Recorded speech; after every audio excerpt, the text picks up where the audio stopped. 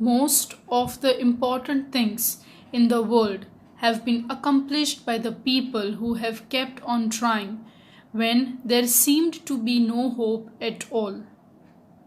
Such a beautiful saying, isn't it, my dear students? You all are supposed to have hope and faith. Then it is really very easy to accomplish all the important things in the world. With this beautiful thought, a very good morning to all my dear students. I hope you all are in good health. I, Shreya Jadhav, welcome you all to my e-learning channel. And today we are going to learn English, Grade 10, Poem 3, How to Tell Wild Animals, written by Caroline Wales. So let us know something about the poet. Caroline Wales, born on June 18, 1862, died March 26, 1942. Caroline was an American writer and poet. Caroline wrote a total 170 books. During the first 10 years of her career, she concentrated on poetry, humor, and children's book. Introduction for poem. In the poem, the poet has explained the characteristics of various wild animals in a very funny way. She has used language in the way that it generates humor. She is introducing the reader to various kinds of wild animals like Asian lion, Bengal tiger, bear, etc., explaining each one of the animals in a very humorous way. So now let us go through the introduction for answers. Poem. Poem's name, How to Tell Wild Animals. Poet's name, Caroline Wales. Genre, poetry. Summary. This humorous poem suggests some dangerous ways to identify wild animals. So now let us begin the explanation of the poem. If ever should go by chance to jungles in the east, and if there should you too advise a large and tawny beast. If he roars at you as you are dying, you will know it is Asian lion. So over here the poet is starting up with the poetry. Over here the poetess Caroline Wales has very humorously suggested some dangerous ways to identify the wild animals. She says that if by chance one is in the jungles, in the eastern side we can say, and if there comes an animal very close to you and roars very loudly, and you are so afraid that you feel that as if you are just going to die, then you are for sure, means you should know it really very well, that you have met an Asian lion. Over here the image is also put. So over here the poetess is identifying and telling us the description about the animals, how to recognize them well. In a very humorous way it is given over here. Over here the word tawny beast means yellowish brown in color. The second paragraph is, or if sometime when roaming around a noble beast greets you with black stripes on a yellow ground, just notice if he eats you. This simple rule may you learn the Bengal tiger to discern. So, in the second paragraph, the poetess is telling that sometimes if you are roaming somewhere and if you find a magnificent beast that is black and yellow in color, and just imagine if that creature eats you up, then you should see that how well he is. So, when you see a magnificent animal with black strips on its yellow hide, means the color of the body, and you feel it has come to greet you, but starts eating you, then this is a simple rule to keep in mind, that the animal is none other than the Bengal tiger. Over here, the meaning of discern means to recognize. Roaming means to move. The third paragraph. If strolling forth a beast you view, whose hide with spots is peppered, as soon as he leapt on you, you will know it is the leopard. 'Twill do no good to roar with pain. He will only leap and leap again. So over here you have this image, so you will come to know really very easily that we are talking about which animal over here. Yes, we are talking about leopard over here. So if you see an animal who has hide which looks it has been sprinkled with pepper and it leaps on you. Now sprinkled with pepper means what? Over here you can see in the image that the body is yellow and there are black little small spots. Okay, so sprinkled with pepper, and it leaps means it jumps on you. Even if you cry with pain, it is the leopard and it will keep on pouching on you. If you are walking around your backyard. So the next paragraph. If when you are walking around your yard, you meet a creature there who hugs you very, very hard, be sure it is a bear. If you have any doubts, I guess he will give you just one more caress. So over here, just imagine if you are walking around your backyard and in your garden or lawn sort of thing, and over there you meet one creature, and there is who he comes and he hugs you really very hard. Then make sure that it is a bear, and before you doubt to identify him, it will come and give you one tighter bear hug and finish you. Yes, because bears are really huge. So the bear will be hugging you so tightly that you may even die. The next paragraph is, though to distinguish beast of prey, a novice might nonplus, the crocodile you always may tell from the hyena thus. Hyenas come with merry smiles, but if they weep, they are crocodiles. So what is given over here?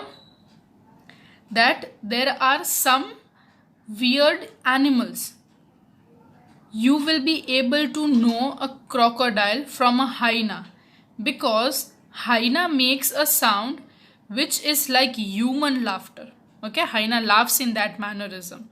So they have a very merry smile, like human beings they smile. Yes, the accent is like that. But that smile, that human laughter, while the crocodile sheds big tears while eating its prey, so don't be near either of them. So you cannot eventually identify the crocodile as well as hyena. They both are really clever. Why? What is the reason? Because whenever crocodile has hunted, they shed their tears, but at the end they eat their flesh. And the hyena is also in the same manner. It seems so that he is human being. Yes, why? Because we can be mistaken because of his laughter. But at the end, you should not trust either of the animals. And the last paragraph is, the true chameleon is small, a lizard sort of thing. He hasn't any ears at all and not a single wing. If there is nothing on the tree, This the chameleon you see. So what is given over here? That a chameleon looks like a lizard, but it is good for camouflaging. The chameleon changes its color according to its surrounding. This is the characteristics which we all know. He has no ears and no wings. And if you are looking for it on the tree and trying to search one and you can see nothing, then one can be sure that chameleon is there. If you cannot see anything on the tree, then you must be sure enough that there might be a chameleon. Why? Because it adjusts the skin type according to the surrounding. So it might be possible that the chameleon might have changed its color to the greeny leaf, or we can say to the wood, brown wood texture. So over here the poetess has identified or has given us plenty of clues of how the wild animals could be known. So now let us move ahead with figures of speech of the poetry. The first one, if ever should go by chance to jungles in the east. Over here the first figure of speech is metonymy. Over here the words jungles of east represents some countries in Asia and where the lions are found. So over here we can say that this is metonymy.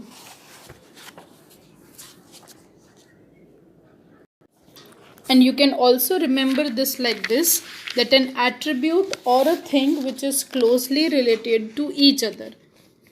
So over here we can see that we have jungles of east and we have some countries of Asia. The next figure of speech is, and if there should to you advance a large and tawny beast. So over here the figure of speech is metonymy, because over here the word large and tawny beast represents the lion. So over here we can see that the attribute is related to one another. The next one, if he roars at you as you are dying, you will know it is Asian lion. So over here the first figure of speech is onomatopoeia. Now you know that there are usage of words which produce some sort of sound. So over here that sound is roars. So this means onomatopoeia. The next one is repetition. Over here the words are being repeated.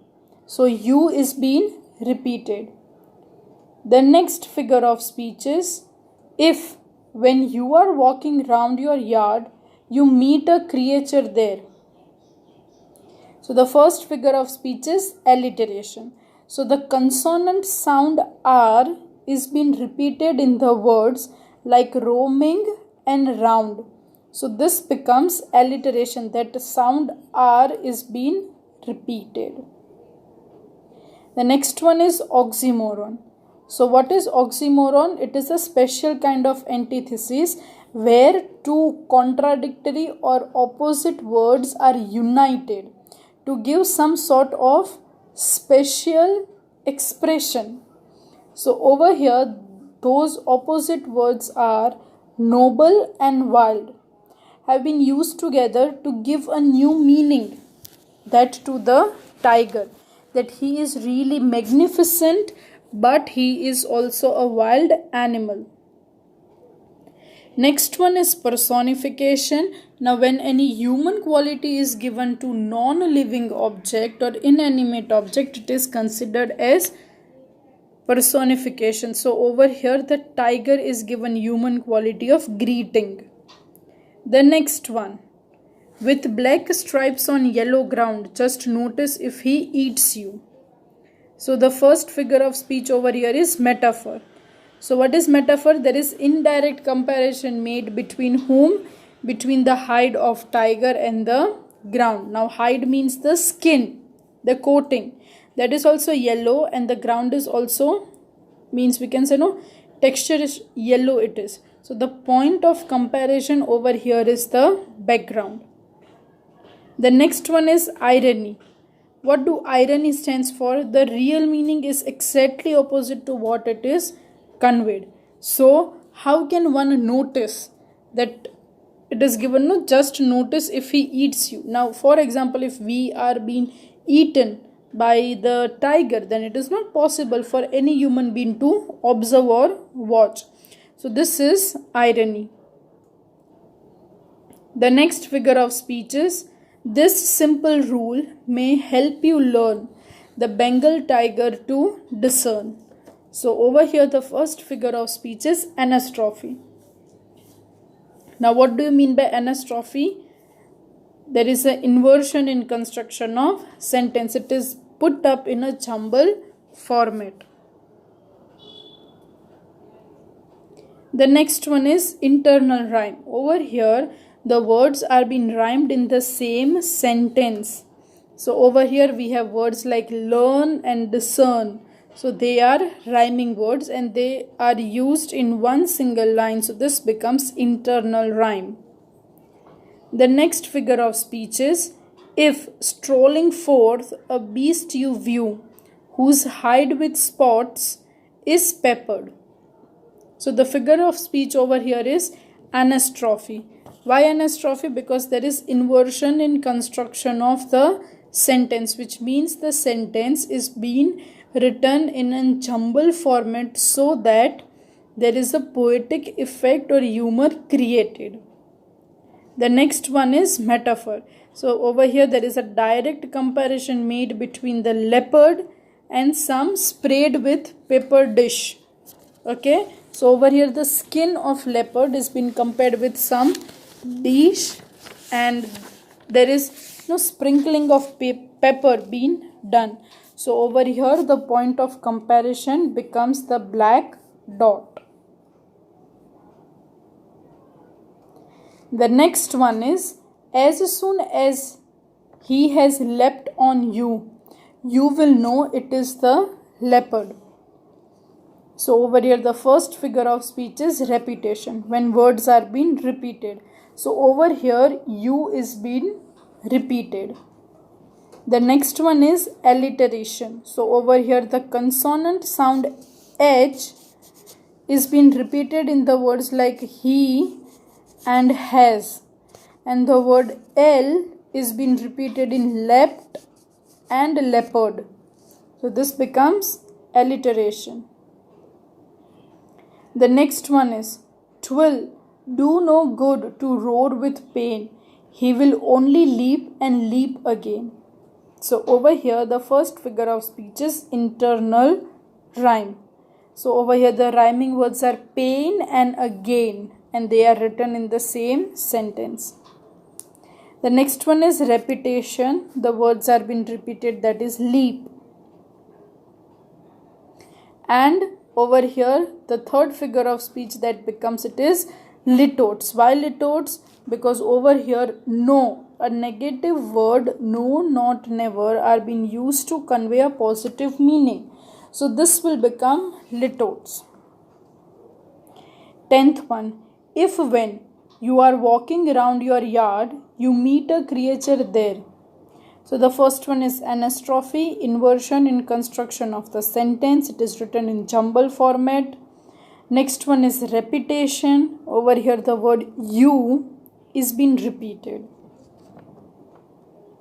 Next one is alliteration. Over here the consonant sound Y is being repeated in you and yard. And then we have W, which is being repeated in the words like when and walking.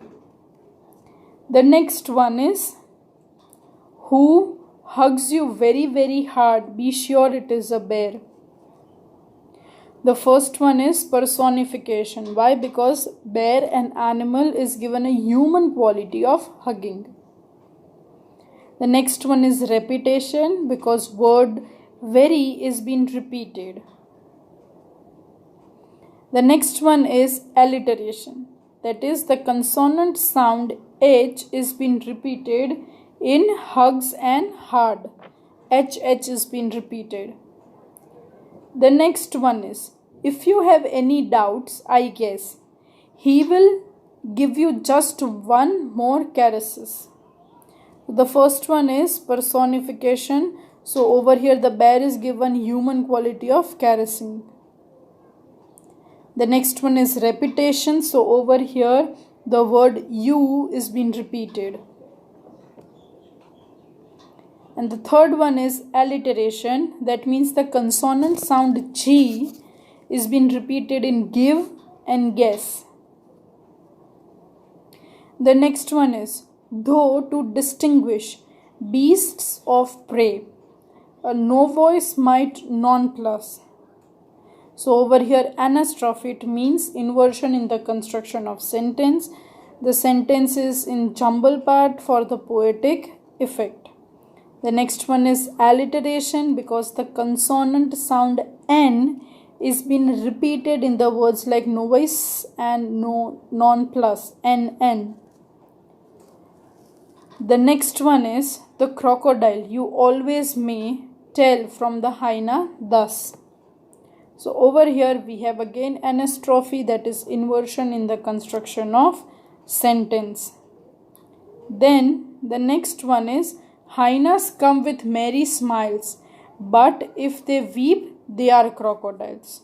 So over here the first figure of speech is personification. Why? Because hyenas are given human quality or trait of smiling and weeping. The next one is metaphor. There is an indirect comparison made between hyena and crocodile. And over here, what is a point of comparison? Why they are similar or where they are similar? Because of their weeping big tears. Next one is transferred epithet. So over here, the word merry has been transferred from the hyena to the smiles with which they are connected. And then we have the last figure of speech, that is antithesis. So over here we have the opposite words used, like smile and weep. They are opposite, but they are used for poetic effect. The next one is the true chameleon is small, a lizard sort of thing. So over here we have metaphor. There is an indirect comparison made between the chameleon and lizard. And the point of comparison that they are creepy traits. The next one is he hasn't any ears at all. So over here the figure of speech is litotes. Why litotes? Because not is being mentioned and not conveys a positive meaning. So this will become litotes. And the next one is a synecdoche.